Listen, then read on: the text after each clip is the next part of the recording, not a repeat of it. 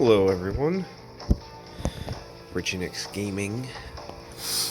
Oh, I have had, I think I'm up to 4 nosebleeds today.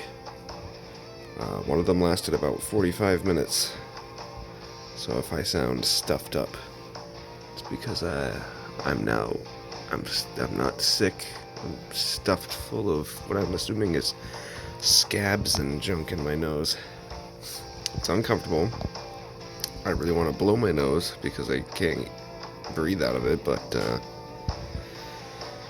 it's just gonna make me bleed again. So let's get to the playoffs.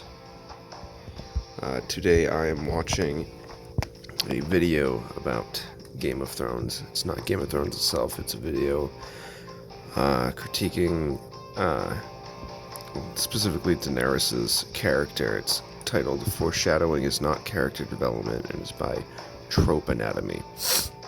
I don't think I've ever watched a video by them, and I can't place where their accent's from. But I agree with them so far. I'm only about a minute in.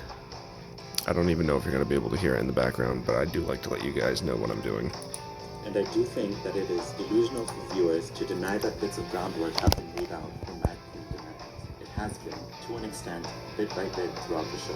We can debate whether it was sufficient enough, and I will be doing so, but the seeds were planted, and very, very many people, including myself, knew that this was a strong possibility from early on. And even though Winds of Winter and A Dream of Spring haven't come out yet, they're ever going to come out. Let's go by the assumption that George R. R. Martin told us that she does go crazy and decimates King's Landing in the books as well. I have fully accepted that this is her end, so I'm not going to argue against it. And as of making this, there is still one episode left, but I think it's clear that she's lost it, and this will be her downfall like it was her father's. My major problem is not with where her arc is ending, but instead with how the writers got her to this point. What really bothers me is that the showrunners knew they had to get her from point A to point B, and instead of taking a route that is thoughtful and a clear, logical set of events, they took a route that is rushed and lazy, which therefore gave us an endgame for her that feels unearned. This could have worked and it could have been amazing, not in the sense that I would enjoy seeing large-scale war crimes being committed, but in the sense that we get to go on a Don't journey you with keep a character texting me, Emily. that's unlike anything we have seen from something this popular.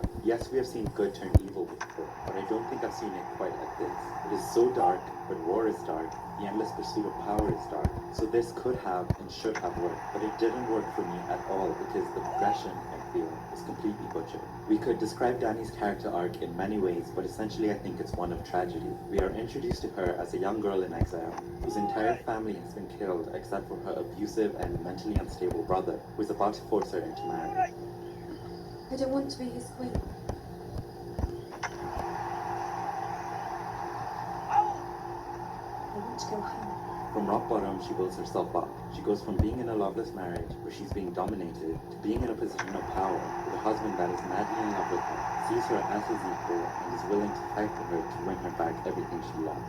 She did that on her own. To the end of the first season, she's knocked down to rock bottom again, with the death of Khal Drogo and her unborn child. But literally through the ashes, she rises.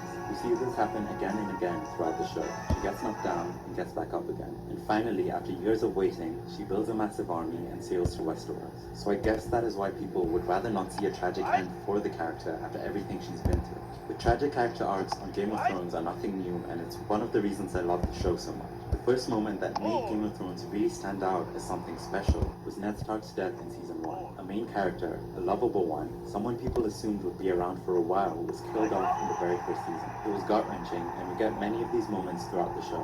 Taken up a significant notch with the Red Wedding, which is easily the most devastating moment in fiction for me. But my anger has never been with the writers for having a character I love succumb to a tragic end like that. No matter how gut-wrenching it was, they, with George R. R. Martin, always laid out a convincing argument for why it happened. And that's what great writing does. It makes you think of the downfalls as being a result of the character's actions or a clear set of events. For Ned, he went from point A, being Hand of the King, to point B, getting beheaded and his family being torn apart. No matter how devastating though, it was set up and executed perfectly. From the moment he figured out Cersei's children were by Jaime and not Bobby Dean, the things he did, the decisions he made, led to his death. We as viewers know that he made a critical mistake in telling Cersei that he knew, and trusting and underestimating Littlefinger, and lastly was Sansa himself, trusting that Joffrey would keep his word and being merciful if Ned admitted to treason. It is why when the end of episode 9 happened, no one was talking about how bad the writers were. Our frustrations were with Ned, our anger was with Joffrey and Cersei. It is not that he deserved to get killed, it is that we have a full understanding of how he got there. There is no arguing against that progression. And most importantly, Do not swing at the first pitch. what was the hard truth of the show. The characters, no matter how much we love them, will suffer the consequences of their actions. Same with his son Robb and Ned's wife Catelyn. Robb shouldn't have sent Theon back to the Iron Islands. He shouldn't have beheaded the Costock. He shouldn't have hooked up with Jean Westling or Talisa on the show and broken his oath of marriage. Catelyn should not have freed Jaime, who was by far their biggest asset. Those massive downfalls were not pinned on foreshadowing. These characters made choices. These were monumental decisions that were set up and fleshed out so that when the Red Wedding happened, it was shocking, but it wasn't random. It was effective because we knew exactly how they got themselves in that position. It was painful and tragic, but it wasn't stupid. It wasn't lazy. Our anger and frustrations again were with the characters and not the writers, because George R. R. Martin did his job and he did it well. This is the quality of writing that makes Game of Thrones so great, but none of that was offered to Daenerys this season. The writers had her point A, starting last season where This she guy looks led like Westeros Euron. at her peak with having 3 dragons, the Unsullied, the Dothraki, and her smarter advisors, and they needed to get her to point B, being the Mad Queen and burning thousands upon thousands of innocent civilians after the city has surrendered. The approach they took with this is nowhere near as thoughtful as it should have been. First, in defense of the story, like I said at the start, the seeds for this were definitely planted dating back early on. At the beginning, it's little moments like when Mary Masdor was burned alive. I am Daenerys Stormborn, of House Targaryen, of the blood of old Valyria. I am the dragon's daughter, and I swear to you that those who would harm you will die screaming. You will not hear me scream. I will. When Zarazan Doxos and Dany's handmaiden were locked in a vault to die a slow death.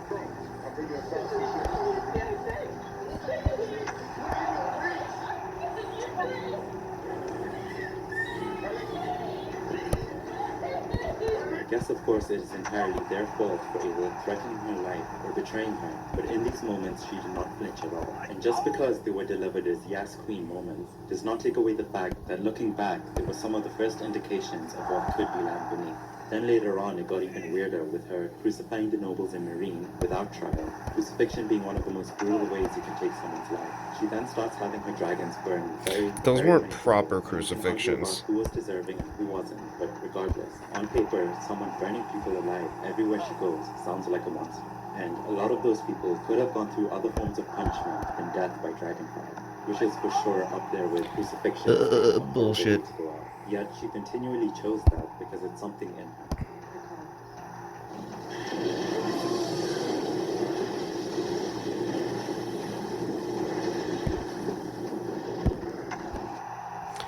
Home run. Chicka chicka yo. It's because I quoted him earlier today. You keep using that word. I do not think it means what you think it means. I fucking hate ads. I hate that YouTube now does double ads. Then there's her whole fire and blood mentality from the beginning, her threats of revenge and burning cities to the ground. And my dragons, we will take back what we stole and destroy it. We will lay waste to armies and burn cities to the ground. Tear us away, and we will burn you first. There is Stormborn of the blood of old Valyria, and I will take what is mine. With fire and blood, I will take it. Her idea that the throne is hers and she needs to take it no matter what is a mindset that could very easily lead to disaster, and it did. So I'm not going to say that mad, ruthless Daenerys has come out of nowhere, but I'm also not going to say that what we've seen in past seasons was sufficient enough setup for what happened here, and there are many reasons for that. Yes, she's been brutal before, but it becomes less of an explanation of her future when so many characters in the show have been brutal as well. Arya murdered Walder Frey's children, made them into pies, and fed them to him. It doesn't matter whether you think it's deserved. There's no denying that it is incredibly dark and sadistic. Like Daenerys, she's being brutal in her punishment and her revenge. And life eases come, especially if that Does that mean then, if Arya lost her mind in the span of 2 episodes, turning into a crazy woman that is massacring a city, that this moment from season 6 would be sufficient enough setup? No. Jaime pushed a child from a window in episode 1. If he turned into a complete maniac, would that count as sufficient enough foreshadowing? No. He was a Maybe. He had a terrible brother, so I don't think anyone out there was the serious stuff. But there is something kind of chilling about the way that Danny has responded to the death of her enemies. If it's chilling to see the way Dany has punished her enemies, then it needs to be chilling for Arya as well, and Sansa, and every single character that has gone to extreme lengths to punish or get ahead.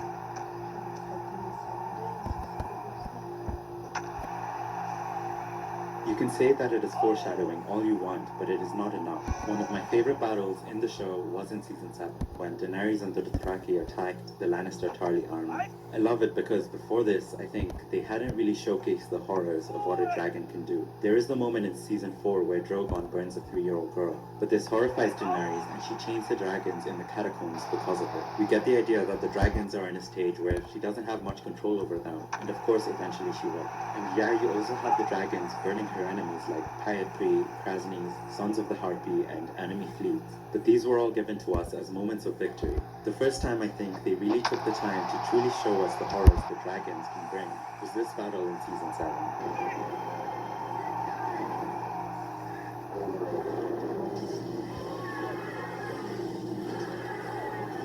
Especially seeing the destruction through the perspective of Tyrion. They didn't glorify war and weapons of mass destruction in this moment, and I really appreciate that. But as good as it was, it is still not enough. Based on us seeing other characters acting the same way, like Tyrion using wildfire against Stannis, it is not enough of an indicator that she will turn into a complete lunatic in the next season. The jump from that to laying complete waste to an entire city after it is surrendered to you is far too big. Just think of all the purely evil characters we've seen on the show, and how even they never wreaked havoc and misery on this scale. Yes, these were seeds of a darker side to Dany, but they weren't seeds that were given nearly as much time to flourish as they needed to be. Foreshadowing is not character development, especially when, for each of those moments, there are many more where she's shown being loving, kind, gentle, and merciful. For every fire and blood speech, there are many where she said she's not going to be the queen of the ashes. How can the showrunners now use the little moments from early seasons as an indication of her turning bad, when just 2 seasons ago one of the showrunners said to her, She's not her father, and she's not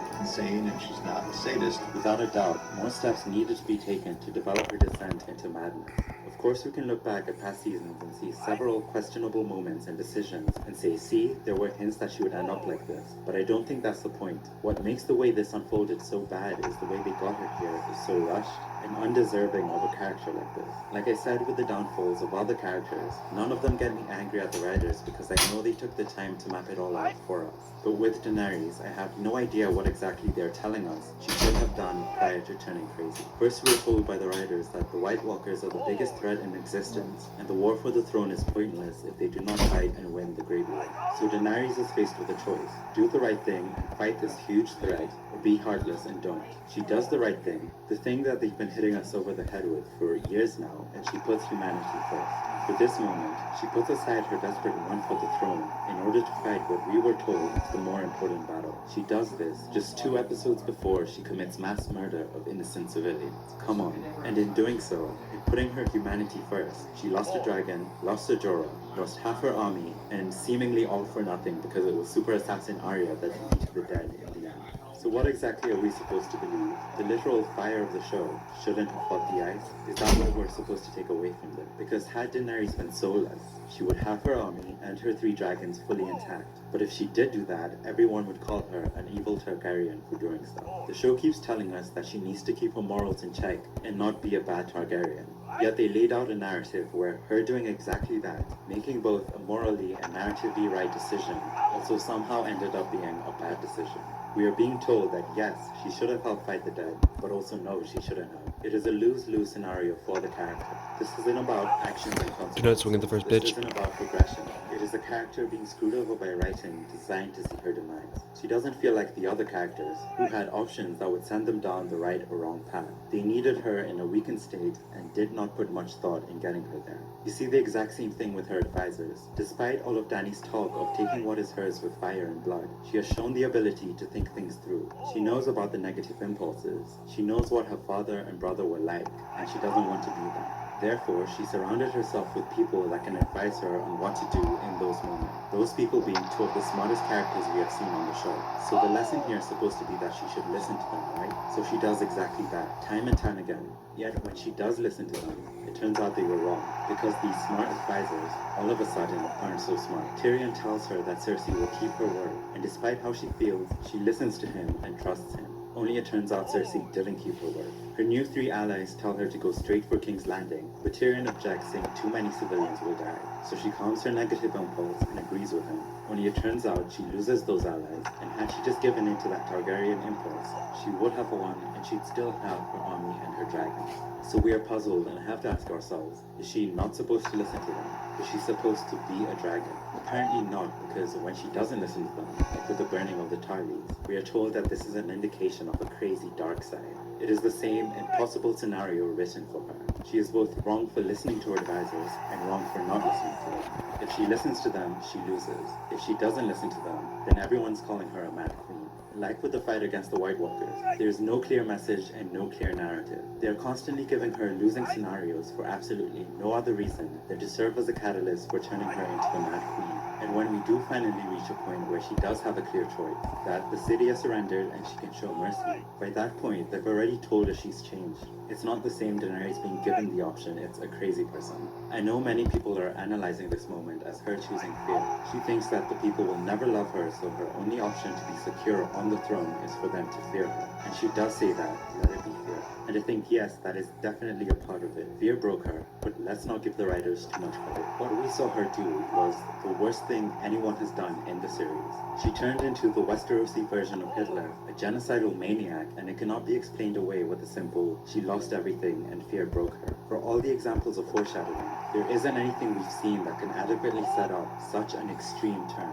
Instead of giving us a clear, logical set of events to get from point A to B, they decided to take the laziest route of just stripping her of everything she built under the most idiotic circumstances. Whether it's a nonsensical battle strategy to knock out most of her Dothraki, or having her and all of her advisors simply forget about the Iron Fleet. Dany kind of forgot about the Iron Fleet and Euron's forces. They certainly hadn't forgotten about her. Even though it is literally the only thing they have to worry about when sailing to Dragonstone. They did it just so that they can kill off the second dragon and her best friend. Daenerys, the character, had no say in that. No one believes for a second that she, Tyrion, Varys, and Grey Worm would just forget about the fleet. No one believes that she would not be able to spot an entire fleet of ships while flying.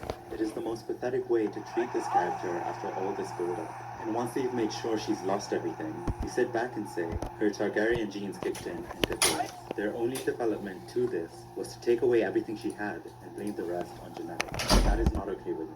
I do not want to watch a character grow and develop for years to completely be reduced to crazy Targaryen genetics in the span of 2 episodes. That is not compelling. And it just leaves me wondering, what is the point? This should have been a very compelling character arc, but I'm not compelled in the slightest. It feels like such minimal effort was put into developing this, with all the focus being on ending with a Mad Queen and not how she gets there. Maybe they needed more episodes. Maybe more episodes wouldn't have changed a thing because they wanted this to play out as a twist and shock audiences with it. Either way, I'm fairly confident the books will do a better job of it. I hope this video made sense and I explained my opinion well enough. I'm interested in hearing yours, so leave a comment with what you think of our character arc. If there is any significant development to Daenerys within the series finale, I'll make a part 2 of this. But as of right now, I think it's clear that this is her arc. She's lost her mind and it will be her downfall, simply because of those darn Targaryen genes. Unbelievable. Thank you for watching. Unbelievable. Cannot. Oh, Amelia.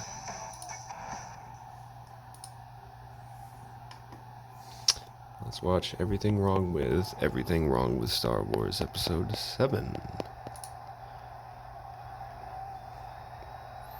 Play ball!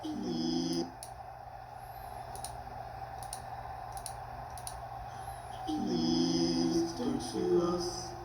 Please don't sue us. Please. He says us. It's just him, isn't it? JXE.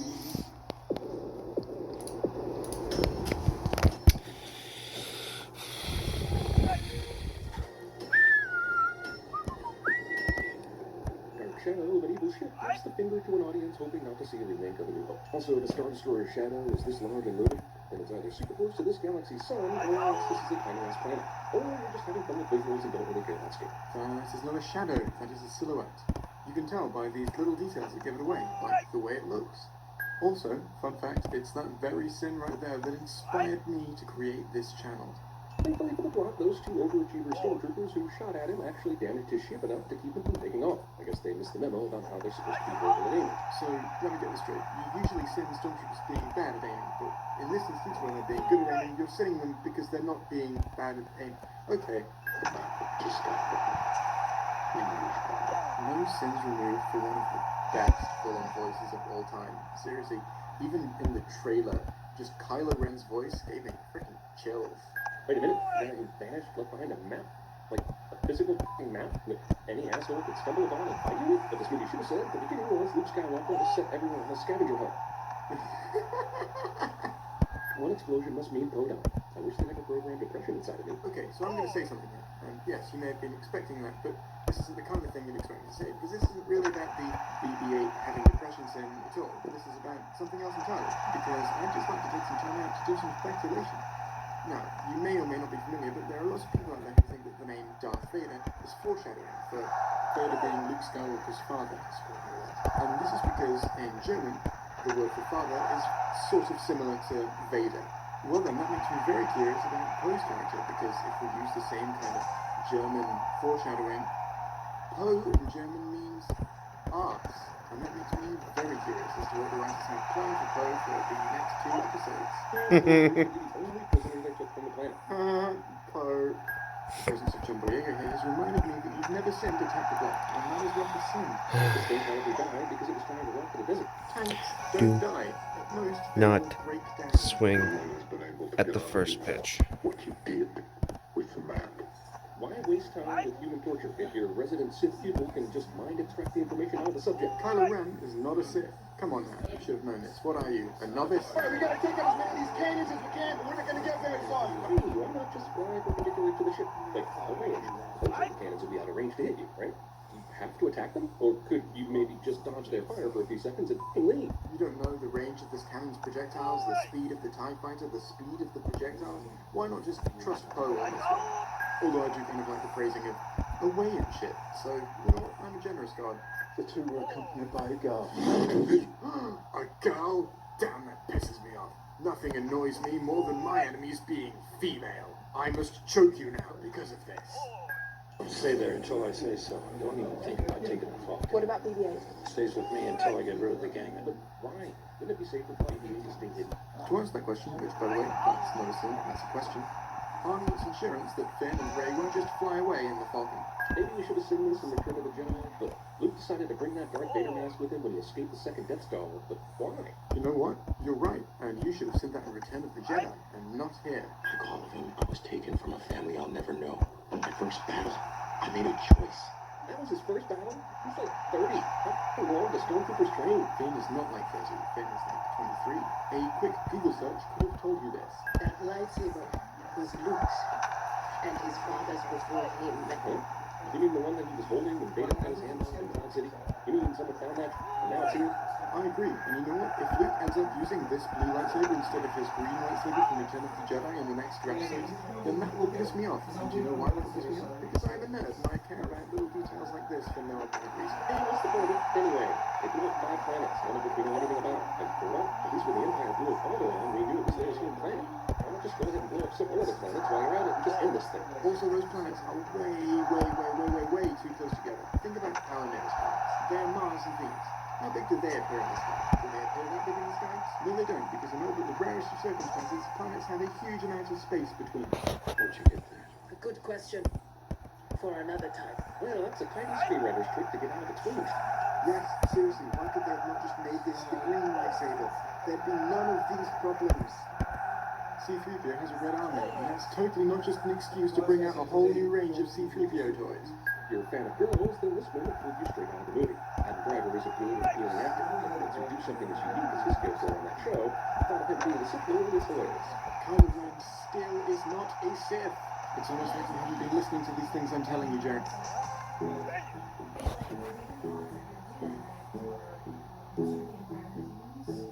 Jeremy. What you say about this girl is true, Ray. Okay. That was a first pitch, and I get a double. Oh my god. Actually, earlier today, during a game I did not record, Pablo hit a home run on the very first pitch of the game. Not just his first pitch at an up at bat, it was the first pitch of the game. Home run. It was kind of awesome. Why is this supposed to be an insult? It's not like they made friends in the first order and it's some huge betrayal. You don't actually know that before. Also, traitor shaming is a pretty good way to stop people from becoming traitors. Halo does not have to engage with him in a lightsaber duel. He could just throw him with a little force magic. But he gets in a lightsaber duel anyway. I realize it's possible Finn is a force user who doesn't know. In fact, I'd say it's positive, since otherwise someone as powerful as Kylo's been shown to be should finish Finn off in about 3 seconds flat. Did you see what he did to Rey? She is a force user. Yeah, because he probably really wants to get into a lightsaber fight. I mean, come on, he's a massive Darth Vader fanboy. Could you imagine him passing up the opportunity to have a lightsaber fight? If there was a guy charging at him with an actual lightsaber, do you really expect him to go, nah, I'm not gonna do this. I don't really wanna. He's gonna try and make that fight go as long as it possibly can, which is what he does. And you know what, this is especially true since Finn is completely untrained, so this fight has pretty much no risk in it for him. He's just messing about. Massive planet explodes, but as long as you show the ships flying away from it, there's no way that big explosion can catch up with it. These ships that we know can fly faster than the speed of light should have no trouble flying away from an exploding planet. But wait, there's more. Don't go anywhere yet. It's time for a bonus round. Here it is, everything wrong with the Star Wars Force Awakens trailers.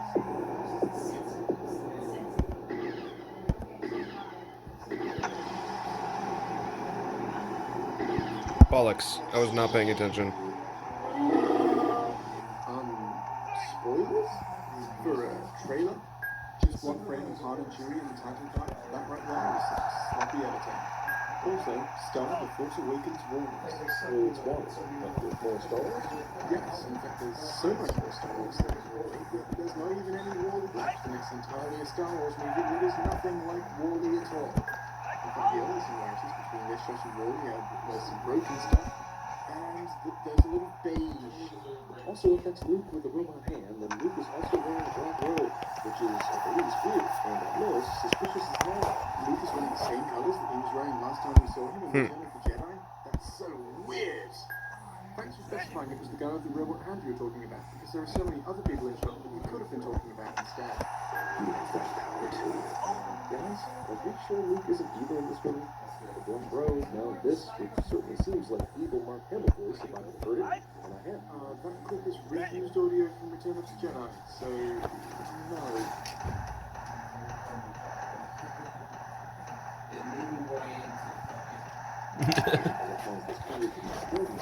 I'm left to wonder, if everything in this show is on the evil side, unless that's what they're supposed to. A whole lot. How about you? The point is, why would you see a trailer for leaving you with unanswered questions? That's like one of the main things a trailer is supposed to do. I just noticed this, and it's actually pretty funny. Apparently it takes 3 numbers to express the number 0.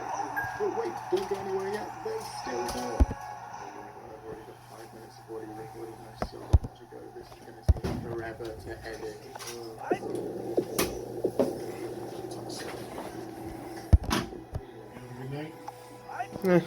It's alright. Uneventful. So, I guess that's good. That's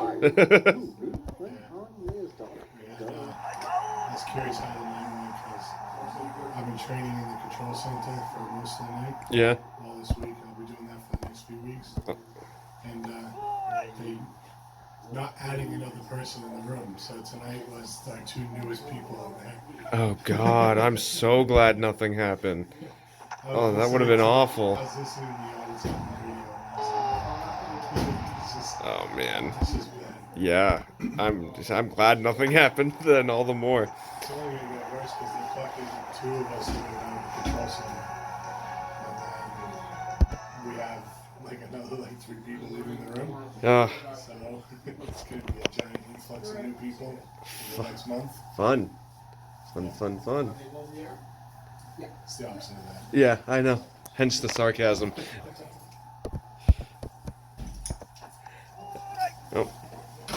You always forget something in the fridge. You know what? It's the food I can leave, but I need these things.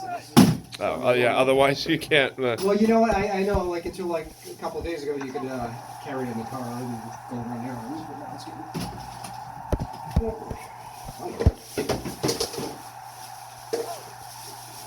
This is like something in May,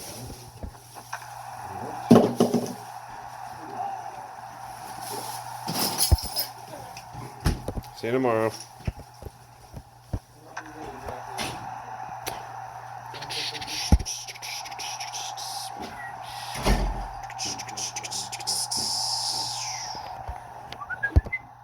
Oh, I've got Pokemon stuck in my head. Well, obviously she's Luke's daughter. No, wait, she's Obi-Wan's daughter. No, she's Palpatine's granddaughter. And you know what? Supreme Leader Snoke is actually Luke's Winnie. You know what? That's just Video. You have to just hear that works. Oh, fuck. I don't get how it works even more than 2 seconds on sand. But there it is, doing the thing. As you said, they actually built a BB-8 for the piercing symbol. So clearly it can work on sound. Let's be honest, doing the symbols because it's a short trailer and you wanted to make a synth video that wasn't also really short. Moving himself into the hopes main characters, I just want to leave this planet and fly in space motivation. But thankfully, that's the only thing that this movie ended up taking from A New Hope. Oh wait, I realize he may have had options, but wearing long sleeve, black clothing in the desert is a dumb decision. I mean, sure, it's sandy, but you don't know it's hot there. All you know is that it's sandy. That doesn't mean it's hot. That place would still look like that if it was minus 50 degrees. Oh great, this kind of Red Bull has free body balance that basically leverage off our impedance. This should be fun for the viewers. A premature sin for something that turned out not to be an issue. Also, I'm 90% sure they only filmed that sequence so they could use clips from it in the trailer. So, what are these 3 things in his jacket? Bullets? Oxygen capsules? Shock absorbers? Jeremy doesn't know something and sees the trailer from the fact that he doesn't know the thing. The poster has no loop, and the only loop we've got in the trailers is some honest voiceover work and a shot of the robot hand touching her YouTube. My theory, they are hiding because they want to. They're hiding it because they have to. They're showing him alone would be a spoiler, because he's evil. This would have been cool, but no. And actually, come to think of it, pretty much all of your predictions about this movie have been incorrect. So, I mean, actually, as far as we know, technically, you could still be right about Okay, I'm gonna skip a couple endings because I'm getting close to the end of this video. You know what? I'm just gonna assume that we're not gonna have a major plot twist here, and if it turns out I'm wrong, I'll take that. But Luke is evil, y'all.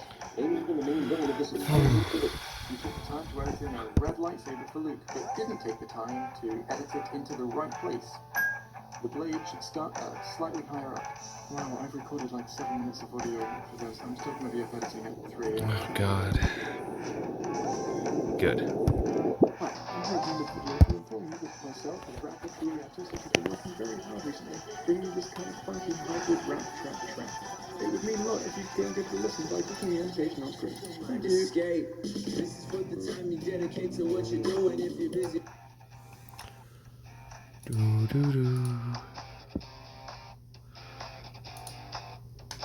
That film theory about Inception. Ooh. For years now, fans of Christopher Nolan's Inception. Oh my God, that reminds me. One question beyond all others, trying to find reason in that loaded final shot. Guys, look what I can do.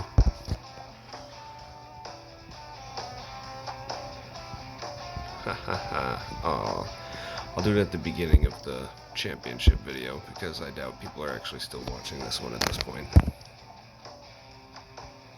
That's right. Special shout out to those of you who are still watching it.